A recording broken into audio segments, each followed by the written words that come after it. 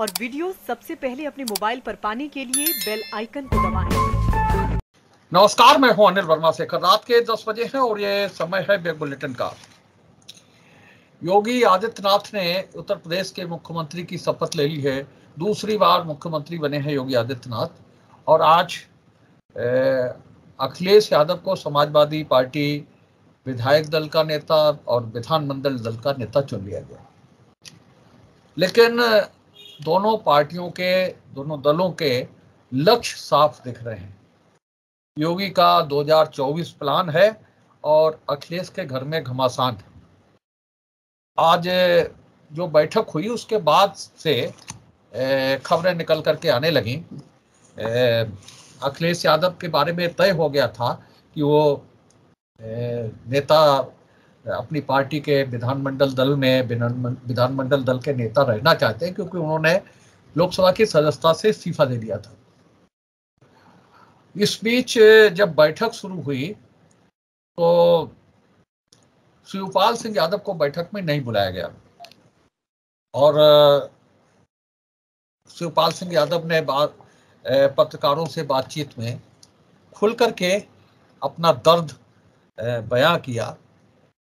और उसके बाद में राजनीति में भी तमाम तरह के कयास लगाए जाने लगे कि अखिलेश यादव ने शिवपाल सिंह यादव को इस विधायकों की बैठक में क्यों आमंत्रित नहीं किया। 111 विधायक बताए जाते हैं समाजवादी पार्टी के, और उसमें शिवपाल सिंह यादव की भी गिनती है। और शिवपाल सिंह यादव ने आज जो पत्रकारों को बताया उसके अनुसार उन्होंने समाजवादी पार्टी की सदस्यता लेकर के विधिवत समाजवादी पार्टी के प्रत्याशी बनकर समाजवादी पार्टी के चुनाव निशान पर यह चुनाव लड़ा। और उसके बाद में भी पार्टी उन पर संदेह कर रही है, अखिलेश यादव उन पर संदेह कर रहे हैं। जिस तरह से आज शिवपाल सिंह यादव ने अपना दर्द बयां किया कि वो पिछले 2 दिन से थे, लखनऊ में थे, उन्होंने अपने सारे कार्यक्रम रद्द कर दिए थे केवल इस बैठक की वजह से, और इसके बावजूद उन्हें बैठक में नहीं बुलाया गया, बैठक की सूचना उनको नहीं दी गई। दूसरी ओर जिस तरह से मंत्रिमंडल का गठन हुआ, शपथ ग्रहण हुआ, और जिस तरह से प्रधानमंत्री और मुख्यमंत्री सीधे सीधे, अभी 2 साल का वक्त बाकी है 2024 के चुनाव के लिए, लेकिन पार्टी की नज़र बिल्कुल साफ है, बिल्कुल 2024 दिख रहा है और 2024 को क्रॉस करने का लक्ष्य है। तीसरी बार सरकार बनाने का लक्ष्य है। तो अलग अलग लक्ष्य हैं भाजपा और सपा के। भाजपा को कुछ नहीं दिख रहा है, भाजपा को अब 2024 दिख रहा है, और 24 को लेकर के ही जिस तरह से मंत्रिमंडल का गठन हुआ, मंत्रियों को जिस तरह से जिम्मेदारी सौंपी गई, मंत्रियों के नाम के चयन हुए, वो सब 2024 को लेकर। और दूसरा दृश्य ये है कि चुनाव खत्म हुए और परिवार में घमासान शुरू हो गया है। अभी होली पर पूरा सैफई परिवार एक मंच पर था। शिवपाल सिंह ने अखिलेश राम गोपाल यादव के पैर छुए और पूरी मौज मस्ती हुई होली वाली। और तब लग रहा था कि एक अच्छा संकेत जा रहा है, पूरा परिवार कई साल बाद होली पर एक मंच पर दिखा था। और उसके बाद में आज जो घटनाक्रम हुआ उससे फिर नए तरीके के कयास लगाए जाने लगे। और निश्चित रूप से शिवपाल सिंह यादव जो बिल्कुल सरेंडर की मुद्रा में थे, अधिकृत रूप से उन्होंने अपनी पार्टी खत्म नहीं की, अपनी पार्टी का विलय नहीं किया, अपनी पार्टी को बिल्कुल समाप्त नहीं किया। उसके बाद में भी वो जो बता रहे हैं कि वो समाजवादी पार्टी की सदस्यता लेकर के उन्होंने चुनाव लड़ा, लेकिन पार्टी उन्हें अपना विधायक नहीं मान रही है, उन्हें विधायकों की बैठक में बुलाया नहीं गया है, तमाम सी चीज़ें हैं। और उसके पीछे की जो चीज़ें हैं वो यही है कि शिवपाल सिंह अगर सक्रिय हो गए तो पार्टी में अखिलेश यादव के लिए फिर एक संकट की स्थिति बन सकती है, फिर एक नया शक्ति केंद्र बन सकता है। और 2 शक्ति केंद्र पार्टी में अखिलेश यादव रखना नहीं चाहते, और इसीलिए शुरुआत यहीं से हुई कि पहली बैठक जो विधायकों की हुई उसमें शिवपाल सिंह यादव को नहीं बुलाया गया। अब जाहिर सी बात है कि जिस तरह से जो जानकारियां शिवपाल सिंह यादव ने खोल करके प्रेस को दी हैं, उसके बाद में सारी स्थिति साफ हो जाती है, अखिलेश यादव की तरफ साफ हो जाती है कि जानबूझ करके उनको नहीं बुलाया गया। तो आज हम इन्हीं दोनों एंगल्स पर, दोनों बिंदुओं पर आज चर्चा करेंगे कि एक और भारतीय जनता पार्टी है जिसके नेताओं ने, इवन प्रधानमंत्री ने भी एक दिन भी विश्राम ना करके 2024 का लक्ष्य साधना शुरू कर दिया है, 2024 की तैयारी शुरू कर दी है। और दूसरी ओर समाजवादी पार्टी है जिसने बमुश्किल एक अच्छे विपक्ष की हैसियत बनाई, लेकिन परिवार में जो घमासान है उसका संकेत फिर जाने लगा।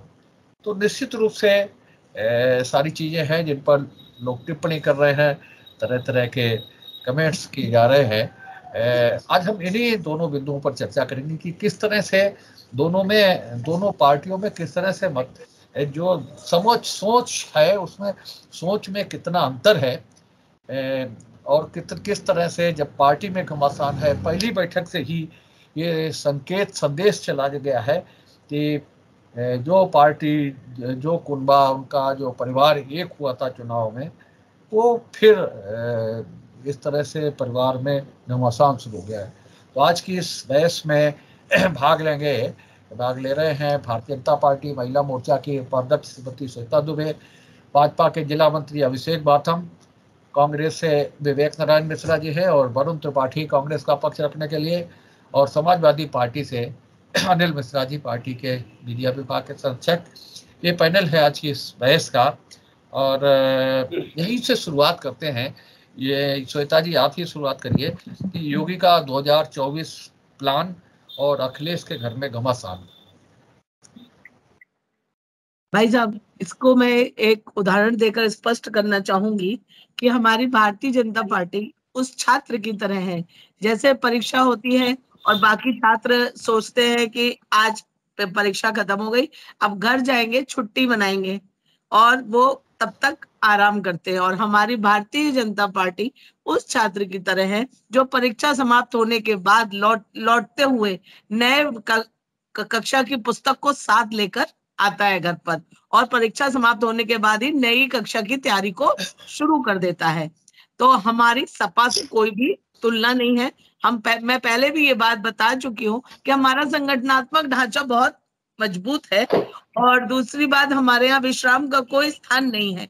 हमारे प्रधानमंत्री जी भी प्रधान सेवक हैं, और उन्होंने चुनावों के दौरान आप लोगों ने देखा होगा कि लोग कह रहे थे बनारस की सीट बड़ी टफ नहीं है। उनसे किसी पत्रकार ने जब ये पूछा था तो उन्होंने ये जवाब दिया था कि प्रधानमंत्री पहले मैं सांसद हूँ बनारस से, और मेरा ये कर्तव्य है कि मैं अपनी पार्टी का कार्यकर्ता हूँ और मैं अपनी पार्टी के लिए कार्य करूं। तो हमारे यहाँ कार्य करने की पद्धति है, और हम 2024 को लक्ष्य करके अपना कार्य तो हमारा चल ही रहा है, हमने उसमें और जोर दिया है। और रही सपा की ये जो घमासान चल रही है या क्या है, ये तो उनका पारिवारिक मामला है जो बहुत दिन पहले ही सड़क पर आ चुका है। अब समाजवादी पार्टी के प्रवक्ता इस बात को स्वीकार नहीं करते हैं, लेकिन ये सच्चाई है कि चाचा जी का सम्मान तो है नहीं। अब चाचा जी का भी दुख बीच बीच में छलक जाता है और वो फिर भतीजे के पास चले जाते हैं। इसका बेहतर जवाब तो चाचा जी ही दे सकते हैं, इसमें हम लोग क्या बोले। हमारी पार्टी का संगठनात्मक कार्य अच्छा चल रहा है। 2022 जीता है, हम 2024 भी भारी बहुमत से जीतेंगे, और तीसरी बार भी हम अपनी सरकार फिर से बनाएंगे। अभिषेक जी भाई साहब, बड़ा रोचक विषय है आज का कि आदरणीय योगी आदित्यनाथ जी ने कल उत्तर प्रदेश के पुनः दूसरी बार सरकार के रूप में, मुख्यमंत्री के रूप में शपथ ली। 37 साल बाद इतिहास को दोहराया है। पूर्व में मुख्यमंत्रियों की स्थिति ये हो गई थी कि वो नोएडा जाना बंद कर दिए थे। मुख्यमंत्री जी ने कहा कि मैं नोएडा जाऊंगा और मैं ये जितने भ्रम है इनको तोड़ने का काम करूंगा, और जनता जनार्दन हमारे साथ है। और वाकई में जनता हमारे साथ थी। तो आदरणीय मुख्यमंत्री जी ने सारे जो इतिहास थे उनको तोड़ने का काम किया और इस बार पुनः मुख्यमंत्री के रूप में शपथ ली। दूसरी ओर समाजवादी पार्टी की बात आती है तो अखिलेश यादव को अपने सहित 111 विधायक हैं उनके पास। अगर वो अपने को छोड़ दें तो 110 विधायक बचते हैं समाजवादी पार्टी के पास। 110 लोगों पर भरोसा अखिलेश यादव को नहीं था, इसीलिए नेता विपक्षी दल के रूप में स्वयं को चयनित करवाने का काम अखिलेश यादव जी ने किया है। भारतीय जनता पार्टी सबका साथ, सबका विकास, सबका विश्वास, इस धारणा से काम करती है और हमने सभी जातियों का, सभी वर्गों का और सभी धर्मों को अपनी सरकार में हिस्सेदारी देने का काम किया है। आज हमारे सामने चुनौतियां बड़ी हैं और उन बड़ी चुनौतियों को हम लोग बखूबी फेस करेंगे और जनता के हित के लिए जो भी संभव होगा ऐसे सारे काम करने का प्रयास भारतीय जनता पार्टी की योगी आदित्यनाथ सरकार उत्तर प्रदेश के अंदर बखूबी निभाने जा रही है। परंतु पांडे जी भाई साहब, देखिए जिस तरीके से 111 विधायकों की जो बैठक हुई और उसमें शिवपाल सिंह यादव को ना बुलाना, तो ये कहीं ना कहीं ये दर्शाता है कि आपसी खींचातान है, इसमें कोई दो राय नहीं। और जहाँ तक रही अखिलेश जी की बात, तो बीच बीच में कहीं ना कहीं सपा में ये डिस्प्यूट साफ देखा जा सकता है। उसकी भरपाई सपा के काफ़ी साथियों ने की, लेकिन साहब वो बीच बीच में दर्द झलक जाता है। ये सपा के अंदर की अपनी टूट है, वो संभल नहीं रही है, उसका खामियाजा सपा को उठाना पड़ा। और ये घटनाक्रम हुआ, ये कोई छोटा मोटा नहीं है, इस पे ये सपा का अपना अंदरूनी मामला और सपा के हमारे बड़े साथी इस पे ज़्यादा प्रकाश डाल पाएंगे। जहाँ तक रही योगी जी की बात, तो देखिए कि आज का जो विषय था सीएम योगी जी और अखिलेश यादव जी के विषय में जो बात कही गई, तो देखिए दोनों का अपना एग्जाम है। और उनका क्या योगी जी तो सत्ता में बैठे हुए कहीं ना कहीं 2024 के लिए जो मोदी जी ने उन्हें मंत्र दिया है, उस मंत्र पे वो काम कर रहे हैं। और अभी हाल में सरकार बनी है उनकी, तो थोड़ा समय देना चाहिए, मेरा तो मानना ऐसा है। और जहाँ तक रही शासन, प्रशासन और राशन की बात, उस पर योगी जी काम करेंगे, वही गुरु मंत्र मोदी जी दे के गए हैं। और जहाँ तक अभी हमारी भाजपा के बड़े साथी ने कहा कि संगठनात्मक ढांचा या निरंतरता, ये सभी विपक्षी पार्टियां भी साफ करती हैं। तमाम काफ़ी पुराना इतिहास रहा है कि आपका भी दल था, संगठन था, ढांचा था, लेकिन आप लोग सरकार में नहीं आए। कहीं ना कहीं आपको जनता ने जनादेश दिया है, आप बैठे हुए, और आपकी पूरी उत्तर प्रदेश सरकार के मंत्रिमंडल में जो नए साथी आए हैं, और योगी जी को सभी को धन्यवाद और सबका अभिनंदन। जो सरकार आपने दूसरे टर्म में बनाई है, लेकिन जनता से जुड़े मुद्दे के ऊपर आप लोगों को ध्यान देना चाहिए। तो अखिलेश यादव जी का, उनकी पार्टी का मामला है, उसमें विरोध और कलह साफ देखी जा सकती है। और योगी जी के लिए ये 2024 का भी एग्जाम है, और हम लोग विपक्ष में तो हम लोगों के लिए भी साफ एग्जाम है। ये आने वाला समय बताएगा। विवेक जी, उत्तर प्रदेश के जनता ने जो जनादेश दिया, तो योगी जी ने मुख्यमंत्री पद की कमान संभाली। उनको प्रदेश की जनता ने जो सारे मुद्दों को भुला के, चाहे वो महंगाई का हो, चाहे भ्रष्टाचार का हो, चाहे बेरोजगारी का हो, इन सब मुद्दों को दरकिनार करके महिलाओं ने, युवाओं ने बहुत उम्मीद से उनको जो वोट दिया है। तो मुझे उम्मीद है कि योगी जी की सरकार जनता की इन भावनाओं को समझेगी और योगी सरकार अपनी प्राथमिकताएं तय करेगी। और कार्य करने का समय तो अलग बात है, लेकिन कम से कम महंगाई और बेरोजगारी को लेके एक अपना वो एक्शन प्लान, कार्य योजना तो जनता के सामने रख सकते हैं, युवाओं के सामने रख सकते हैं। वो उम्मीद है कि उनको रखनी चाहिए। ये दूसरी बात आपने कही कि हम काम करने वाली पार्टी हैं, हमारी भी भाजपा की सम्मानित प्रवक्ता ने कहा, बेशक आप काम करने वाले हैं। काम तो 70 साल आपने किया, लेकिन 2 सीटें रहीं, तो काम तो गद्दी में आप आज बैठे हैं, तो लोकतंत्र है, प्रजातंत्र है, इसमें जीत हार लगी रहती है। 70 साल भी आपने काम किया, अब भी आप काम कर रहे हैं। 70 साल में क्या नतीजा आया वो भी मालूम है, अब आया 7 सालों में, ठीक बात है ये। दूसरी बात ये होती है कि छात्र से तुलना नहीं हो सकती है।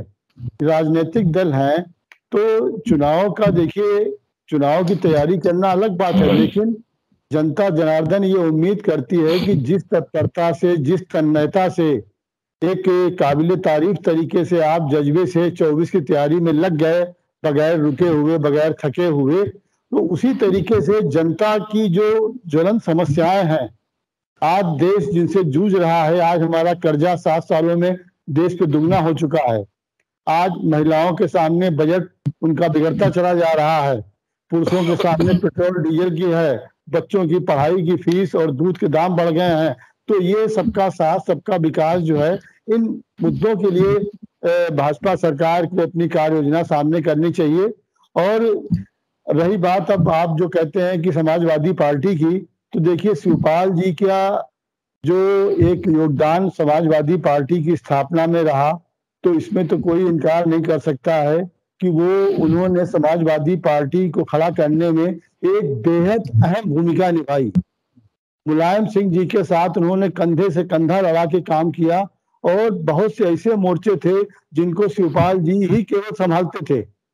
आज उनका खून पसीना बहा है, उन्होंने पूरी अपनी एक उम्र समाजवादी पार्टी को खड़ा करने के लिए, और उसके बाद भी उन्होंने जिस तरीके से अपनी पार्टी का विलय करने को तैयार थे, लेकिन अखिलेश जी ने उसको विलय में नहीं राजी हुए, तो उन्होंने फिर भी पत्रकारों से खुलासा किया कि हमने समाजवादी पार्टी की सदस्यता ली, चुनाव चिन्ह पे लड़े। तो ये बहुत बड़ी बात है, ये बहुत बड़ा त्याग है। इसको आप समझिए कि आज उन्होंने प्रसपा को जिंदा रखते हुए, समाजवादी पार्टी की जो अध्यक्ष थे उस पार्टी के, अपनी पार्टी के, उसके बाद भी उन्होंने समाजवादी पार्टी की सदस्यता ली और उसके चुनाव चिन्ह पे लड़े और जीते। तो उसके बाद उनको संग इस तरह नहीं बुलाया गया है, और ये किन कारणों से नहीं बुलाया गया है, बहुत कुछ कारण लोग कयास लगा रहे हैं, हो सकता है वो सही भी हो, लेकिन ये बहुत ही दुर्भाग्यपूर्ण है।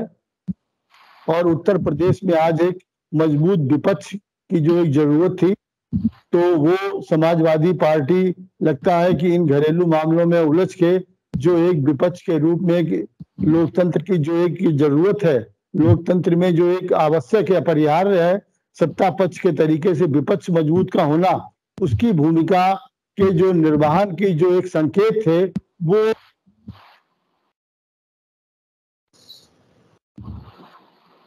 क्या हुआ भाई? अनिल देसाई बोलिए। शेखर जी, मंत्रिमंडल के गठन के बाद मैं समझता हूं कि अगर मैं भूल नहीं कर रहा हूं तो बिग बुलेटिन की ये डिबेट में आज मैं अपने सब साथियों के साथ में हूं। भारतीय जनता पार्टी की भी प्रवक्ता हैं यहाँ पे। तो भाई बधाई तो हम देंगे आपको, भारतीय जनता पार्टी के लोगों को, और इस बात की और बधाई देंगे, माननीय योगी आदित्यनाथ जी ने शपथ ग्रहण समारोह जिस स्टेडियम में रखा, वो स्टेडियम समाजवादी पार्टी की सरकार में ही बनाया गया था। आपको बहुत बहुत बधाई। कई सवाल आता है, कई सवाल किए भी गए हैं, सामने हैं। अब इन्होंने, श्वेता जी ने जो कहा कि हमें विश्राम नहीं है, हमारी पार्टी विश्राम नहीं कर रही, तो हमने कहा चलो कहीं ना कहीं प्रत्यक्ष अप्रत्यक्ष रूप से पंडित जवाहरलाल नेहरू जी का नारा था सबसे पहले कि आराम हराम है, तो कहीं ना कहीं के उस नारे को आपने अप्रत्यक्ष रूप से स्वीकार करा। कोई तो बात आपको अच्छी नजर आई कांग्रेसियों की जो आपने स्वीकार करी है। और आगे बढ़ करके बात करें अगर हम, तो मंत्रिमंडल गठित हुआ है। मंत्रिमंडल के गठन में भी कुछ देरी हुई थी, बड़ी आशंकाएं थी, बड़े लोगों के कयास थे उस वक्त के ऊपर। इसके बारे में अभी हम आगे ही चर्चा कर रहे हैं। प्रश्न ये है, बड़ा रोचक बात आई, हमारे अभिषेक जी ने कहा कि योगी जी ने शपथ ली है। शपथ तो ली है, बिल्कुल सही बात है, और माननीय मुख्यमंत्री जी ने और सभी मंत्रियों ने शपथ ली है। आज जो है वो विपक्ष की भूमिका का निर्वाह हम जब करेंगे तो ये निश्चित रूप से है कि हमारा लक्ष्य ये होगा कि आम जनता को सुविधाजनक स्थिति जहाँ पे भी सरकार दे रही है, अच्छी बात है, और अगर देती है, लेकिन जहां अगर नहीं देगी हम ध्यान भी आकर्षित करेंगे, प्रजातांत्रिक तरीके से हम उसका विरोध भी करेंगे, सदन में भी करेंगे, बाहर भी करेंगे। जनता को अगर कहीं पे कष्ट और कठिनाई होगी तो उसमें हम अपने विपक्ष की भूमिका का निर्वाह करेंगे, और यही लोकतंत्र में विपक्ष की भूमिका होती भी है। लेकिन एक बात जो है वो बड़ा मजे की पूछें, शपथ जो ग्रहण की उसको भी बड़ा गौर से हमारे भारतीय जनता पार्टी के साथियों ने सुना होगा।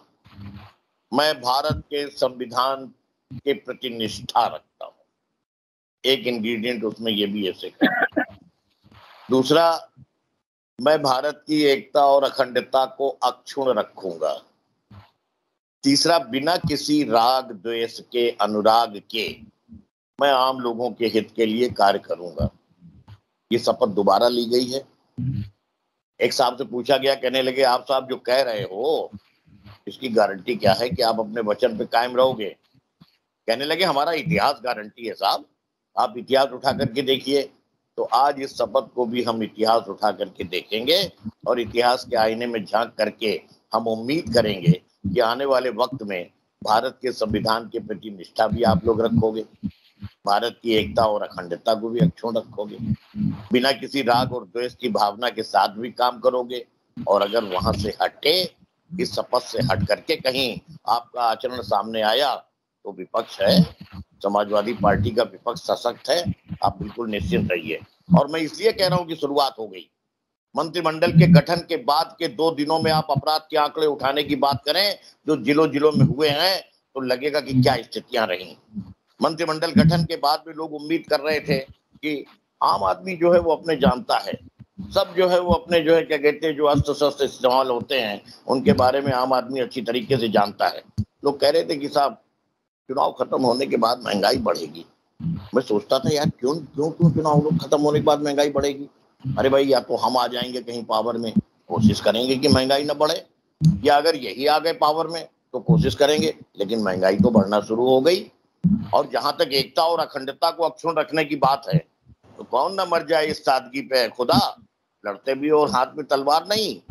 आपके जो है वो अपने लोनी गाजियाबाद के विधायक गुर्जर जी ने क्या करा है?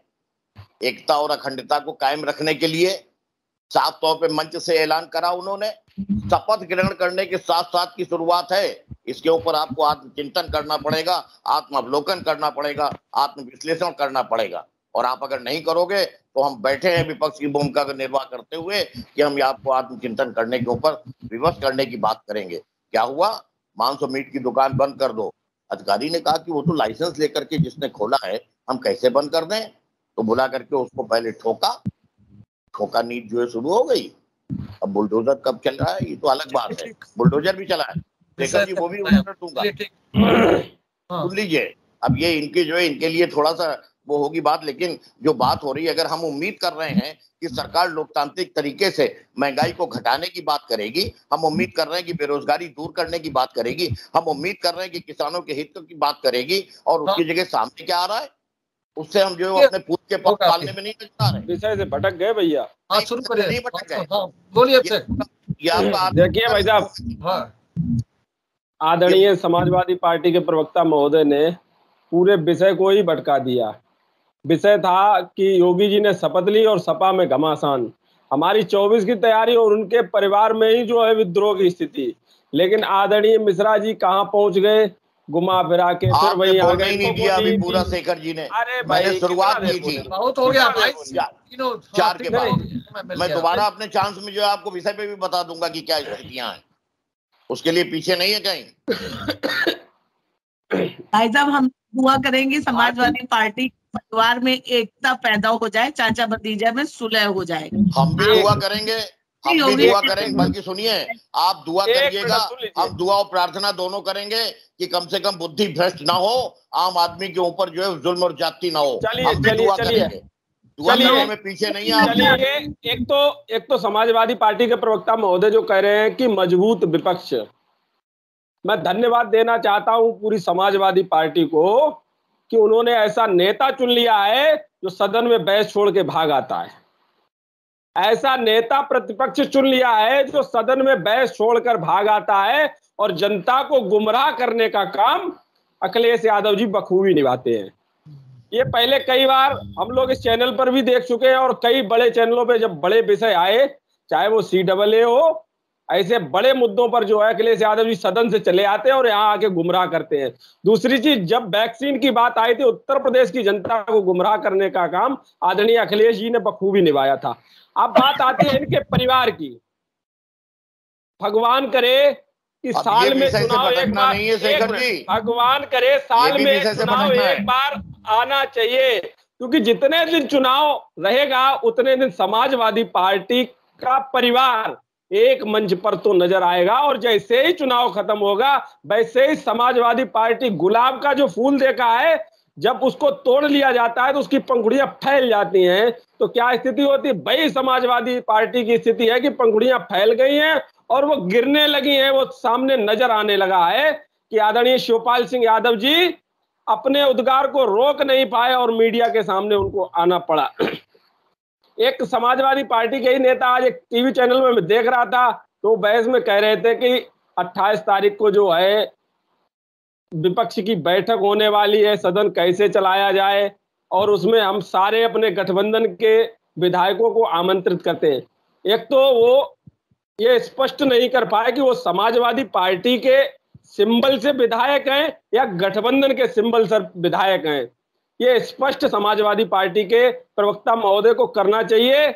और रही बात भारतीय जनता पार्टी, हमारे सामने चुनौतियां हैं, हम चुनौतियों को स्वीकार करते हैं, और जितनी चुनौतियां हमारे सामने जनता के हित में काम करने के लिए आएंगी हम स्वीकार करेंगे। और जनता के कैसे सारी सुविधाएं मिले इसकी चिंता, कैसे अपराध मुक्त उत्तर प्रदेश रहे इसकी चिंता, कैसे महंगाई कम हो इसकी चिंता भारतीय जनता पार्टी करेगी। क्योंकि भारतीय जनता पार्टी 24 नहीं, 27 नहीं, 32 तक की हम लोग बात करते हैं। और हमारे गृह मंत्री जी ने जब वो राष्ट्रीय अध्यक्ष थे तो उन्होंने कहा था कि 2050 तक भारतीय जनता पार्टी की सरकार जाने वाली नहीं है।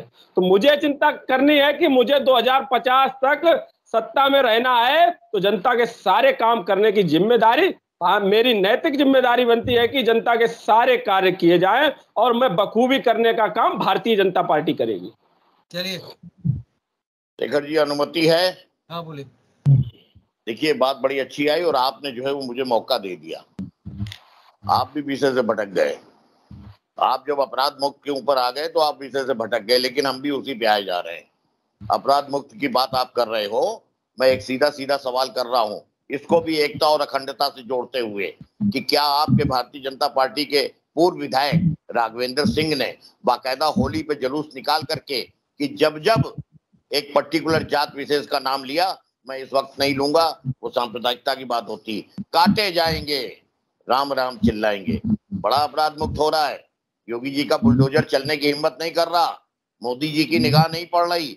हम तो उम्मीद करते थे कि आप जनता के हित की बात करोगे, रोटी कपड़े मकान की बात करोगे। आप खुल करके नकाब हटा करके सामने आ गए कि जब जब काटे जाएंगे, खुलेआम कहा है, और उसका वीडियो वायरल हुआ, पूरी दुनिया ने देखा है। और सुन लीजिए, मुझे ये भी बताने की बात जरा मुझे कोई जरूरी नहीं है, आप कह रहे हो कि सदन की स्थिति और इसमें आप सीधे सीधे बात कर लीजिए। आप बहुत चिंतित है समाजवादी पार्टी के लिए, बहुत बहुत धन्यवाद। हम तो ये कहेंगे कि भारतीय जनता पार्टी को समाजवादी पार्टी फोबिया हो गया है। अपना देखिए, मंत्रिमंडल के गठन में कौन कौन बाहर किया गया और कौन कौन मंत्रिमंडल में लाया गया। अब विषय के ऊपर ही आ जाइए। मंत्रिमंडल के गठन में हर वो चेहरा बाहर किया गया जो योगी जी का, माननीय आदित्यनाथ योगी जी का नजदीकी था, चाहे सतीश महाना को ले लीजिए, चाहे सिद्धार्थ शंकर जी को ले लीजिए, और वो चेहरे सामने लाए गए कि जिनके के बारे में बाकायदा लोकतंत्र का चौथा स्तंभ पिछले 3 महीने से खुलेआम कहता घूम रहा है कि इन लोगों के बीच में चल रही है। केशव प्रसाद मौर्य जी चुनाव हार जाते हैं सिराथू से, उसके बाद में लाए जाते हैं और सम्मानजनक पद के ऊपर लाए जाते हैं। क्या कहना है आपको? ये प्रजातंत्र का उपहार छोड़ दीजिए। केशव जी हमारे बड़े नेता हैं, उनकी चिंता करना पार्टी का भी धर्म है। और अच्छा ठीक है, अब नहीं परेशान है, लेकिन वो बड़े नेता ऐसे हैं कि अरविंद शर्मा जी जो है वो जो अपने मोदी जी की पसंद है उनको भी रखने पे योगी जी बाध्य हुए, केशव प्रसाद मौर्य को भी रखने को बाध्य हुए। उन्होंने चिंता तब नहीं करी कि जब वो चुनाव लड़ रहे थे, उनके चुनाव को हारने के पीछे भी राजनीतिक विश्लेषकों ने कहा कि किसका हाथ था, उसकी तय में जाने की बात मत करिए। तो इसलिए आप बड़ा प्रसन्न होइए, समाजवादी पार्टी फोबिया पे दुंदुभी बजाइए, बैंड बजाइए और 2 साल तक आप इसी को करते रहिए। समाजवादी समाजवादी, ना महंगाई दूर करिएगा, ना बेरोजगारी दूर करिएगा, ना किसानों के हित की बात करिएगा। हमारे भाजपा के साथी ने कहा कि 2032 तक हम कहीं नहीं जाएंगे, हम राज करेंगे। बहुत अच्छी बात है, जनता अगर साथ रहेगी तो आप राज करेंगे। प्रजातंत्र है तो जनता के ऊपर सारा कुछ है। लेकिन आप लोग शपथ ग्रहण में भी गए थे, हमें ये बताइए, कहीं से प्रधानमंत्री जी उपस्थित थे, सारा मंत्रिमंडल था, पूरा संगठन था, उत्तर प्रदेश की जनता थी, क्या योगी जी ने या प्रधानमंत्री जी ने या किसी ने कोई ये एक रोड मैप वहां पे दिया, कोई संदेश दिया कि हम ये हमारी कार्य योजना है, इस पे हम इस तरीके से महंगाई को कंट्रोल करेंगे, जिससे आज उत्तर प्रदेश की 25 करोड़ जनता जूझ रही है या पूरा देश जूझ रहा है, या बेरोजगारों के लिए कुछ उन्होंने कार्य योजना दी अपनी।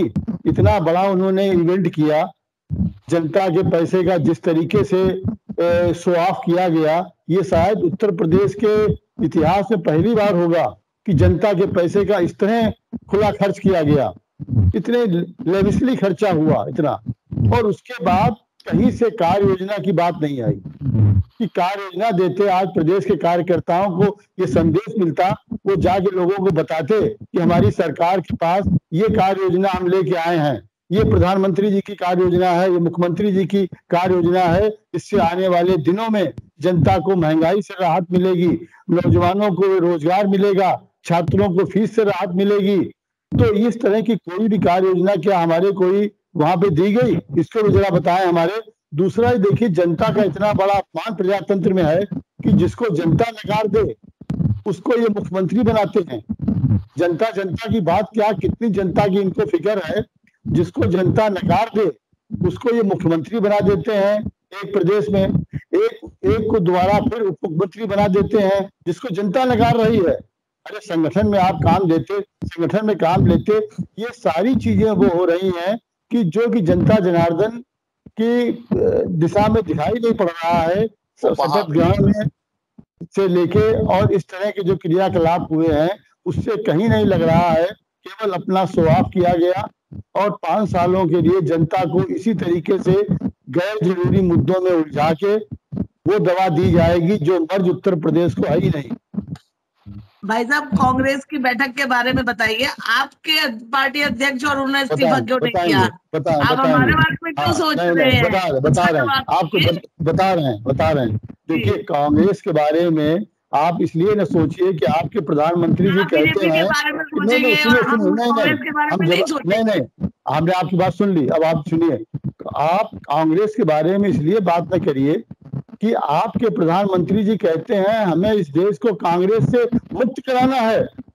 ये तो आपकी अच्छी बात है, सहयोग कर रहे हैं कांग्रेस मुक्त कराने में, बात करते हैं, बार हारे जा रहे हैं। अब आप बात सुनी नहीं रहे। हमारे प्रधानमंत्री जी ने घोषणा की थी और कांग्रेस ने तय कर लिया है कि वो अपने आप से जो है भारत को कांग्रेस से मुक्त कर देंगे। तो फिर आपको जो है फिर उसके बारे में फिक्र करने की जरूरत नहीं कोई है। आप तो जनता की फिक्र कर रहे हैं भाई साहब के बारे में। आप बताइए कि आपके मुख्यमंत्री ने शपथ ग्रहण में क्या कार्य योजना दी, ये बताइए कि खाली कर रहे हैं। हम तो चिंता ये कर रहे हैं कि देश, आपने अभी खुद ही बताया मैंने 70 साल राज किया है, तो चिंता तो करनी पड़ेगी ना। हम तो 2 से आए हैं, काम दिया जा रहा है, जिंदाबाद पोस्टर लगाएं और कोई भाजपा काम नहीं है ये भाजपा के पोस्टर। मैं आपको भी जवाब देना चाहती हूँ, हम लोग नेहरू जी की कार्य प्रणाली पे नहीं चल रहे हैं। राम काज कीने बिना मोहे कहाँ विश्राम, हमारा तो ये टैग लाइन है। काम करो आपके नेहरू जी पे, आप ही लोग चलिए, कांग्रेस चले और सपा चले, दोनों ही परिवारवादी पार्टियां हैं और दोनों ही परेशान हैं एक परिवार को लेकर। आपसे जवाब मत दीजिए बीजेपी को, आप जवाब देने के इस समय तो नहीं योग्य है जो आप हमें बताएं। आपकी भाषा ये प्रजातंत्र की भारत के खिलाफ है। संविधान हम आपको कार्य योजना दें, हम योजना नहीं देते भाई साहब, हम लोग सीधे कार्य करते हैं। आप जो कह रहे हैं कि कि कांग्रेस को बात नहीं करनी चाहिए। आप संविधान नहीं मानते हैं, लोकतंत्र नहीं आपकी मानते। पार्टी मान रही है। सुनिए आप बात एक ही को अध्यक्ष बनाए जा रहे हैं, आप हमको संविधान बता रहे हैं। हमारे यहाँ हर कार्यकर्ता इस समान उसको इज्जत प्राप्त है पार्टी के अंदर। हमने सुन लिया, आप सुनिए। लोकतंत्र में जीत हार लगी रहती है बहन जी, ये इसको न मानिए कि कोई मिट गया। ये लोकतंत्र है, यहाँ पे प्रजातंत्र है। जीत दो राज्य बचे हैं भाई साहब, बस दो। होता है कि जीतने के माने जो खत्म हो गया। ये गलतफहमी मत रखिए, इस संविधान में आस्था रखिए, लोकतंत्र में आस्था हम रखिए। लोगों को पूरी आस्था है। जीत हार इसका हिस्सा है। हारने के मतलब ये नहीं कोई खत्म हो गया। 70 साल आप सत्ता से बाहर रहे हैं, 7 सालों में इतना मत हो गया कि आप कोई मत नहीं भाई साहब, आप बताइए चन्नी भाई और वो कहाँ उड़ गए, कहाँ चले गए, आप बताइए। कि आप कहें कि आप बोलने वाले नहीं रहे, आप बोलने लायक नहीं रहे, ये कौन सी बात हुई आपकी? आपने कह दिया कि आप हमारा कार्य योजना नहीं दी। अरे हम आपको कार्य योजना क्यों देंगे? प्रधानमंत्री जी शपथ ग्रहण में आए थे। जनता को दीजिए, आपने दिया। हम योजना नहीं देंगे भाई साहब, हम तो कार्य कर रहे हैं निरंतर। से पोस्टर लगा, खाली कार्यकर्ताओं से पोस्टर लगवाएंगे कश्मीर फाइल्स के, ये कहेंगे जिंदाबाद के नारे लगवाएंगे। आप कार्यकर्ताओं को संदेश नहीं देंगे कि क्या योजना है, तो बताइए जाके। आज कार्यकर्ताओं आपके द्वारा पेश किए गए नैरेटिव तोड़ रहे हैं भाई साहब, ये बुरा लग रहा है आपको। सच्चाई ला रहे हैं हम लोग सामने। कश्मीरी पंडितों का जो नरसिंगार हुआ है, कांग्रेस उसमें सहयोगी थी, कांग्रेस सहयोगी थी। आपने हर लोकतंत्र उसको दबा दिया था। तो आप लोगों ने उस समय जो है, अगर आप चाहते तो जम्मू कश्मीर में जो कश्मीरी पंडितों का नरसिंगार हुआ था वो नहीं होता। कांग्रेस चाहती, भारतीय जनता पार्टी। भाई साहब मेरी आपसे विनम्र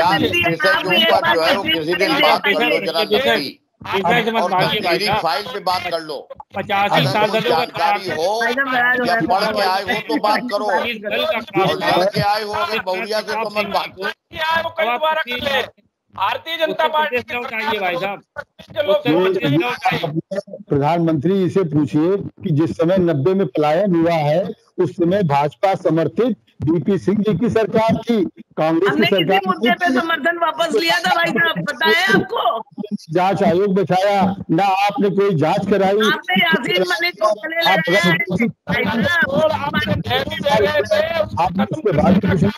जनता पार्टी ने क्या है 370 का जो कोड दे गए थे नेहरू जी और कांग्रेस, उसको खत्म करने का काम भारतीय जनता पार्टी का क्या है?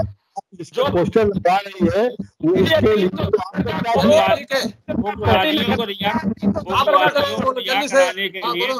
आपकी जनता आपसे पोस्टर लगाते रहिए पिक्चरों के,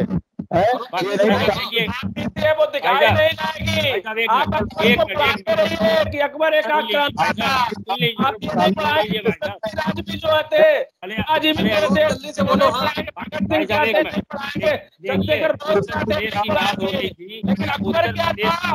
कश्मीर तक साफ पहुंच गई, उत्तर प्रदेश की बात हो रही थी, कश्मीर तक पहुंच गई। चलिए ठीक है, पोस्टर लगाने की कोशिश कर रहे हैं। लॉ एंड ऑर्डर की बात चल रही थी। देखिए एक उत्तर प्रदेश के जज साहब को साहब बुलडोजर के सामने लेटना पड़ता है। पूर्वांचल में किस तरीके से महिलाओं के साथ उत्पीड़न हुआ पुलिस द्वारा, ये साफ दर्शाता है कि कहीं ना कहीं लॉ एंड ऑर्डर पूरी तरीके से उत्तर प्रदेश में ही सुनिए, योगी सरकार को कार्य करने की बहुत जरूरत है। ताजी घटना, बिल्कुल ताजी घटना, सुल्तानपुर के एडिशनल डिस्ट्रिक्ट जज को सिंचाई विभाग की तानाशाही के खिलाफ जमीन पे लेटना पड़ा कि हमारी जमीन के ऊपर से नहर क्यों निकाल रहे हो, और सरकार खामोश। एडीजे न्याय प्रणाली का एक अंग, और उसके बाद ये पहला इतिहास में है योगी जी खामोश। और बोलो आप भी नहीं, विवेक जी बोलो नहीं, विवेक जी बोलो नहीं, बोलो तो ठोक दिए जाओगे, बुलडोजर चढ़ जाएगा, एडीजे क्या चढ़ जाएगा। बड़ी के साथ ठोकने से क्या भैया, अभी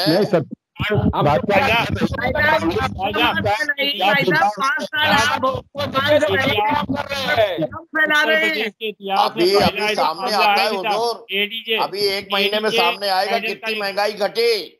अभी आएगा कि पिछली दफे के घोषणा पत्र पालन नहीं किए हो, अब की दफे के घोषणा पत्र में कितना पालन कर रहे हो? अभी अब आ रहा है सामने, देवरिया देख लो, लखीमपुर देख लो, 5 जिले आप देख लो कि जहां पर बाकायदा आदमी को गोली मारी गई है खुलेआम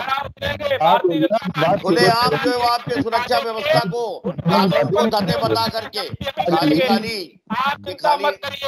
हमें 2024 में भी जनता के पास जाना है, 2027 में भी जाना है। आप तो ऐसे तानाशाह हो, आपको ऐसे तानाशाह हो कि 2032 तक का फैसला कर दिया है।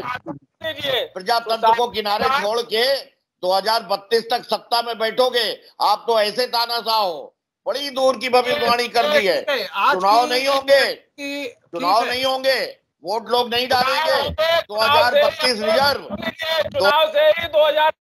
चलिए, बिग बुलेटिन की आज की इस बहस को यहीं समाप्त कर रहे हैं। आज की इस बहस में भाग लेने के लिए श्वेता जी का, अभिषेक का, विवेक जी का, वरुण का और अनिल मिश्रा का बहुत बहुत धन्यवाद।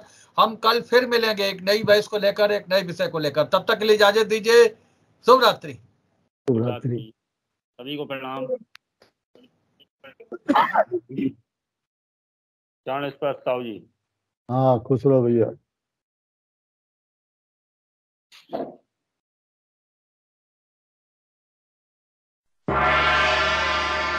है आपको हमारी एक खबर पसंद आई होगी, आप इसे लाइक करिए, अपने दोस्तों के साथ शेयर करिए और उस पर कमेंट करिए।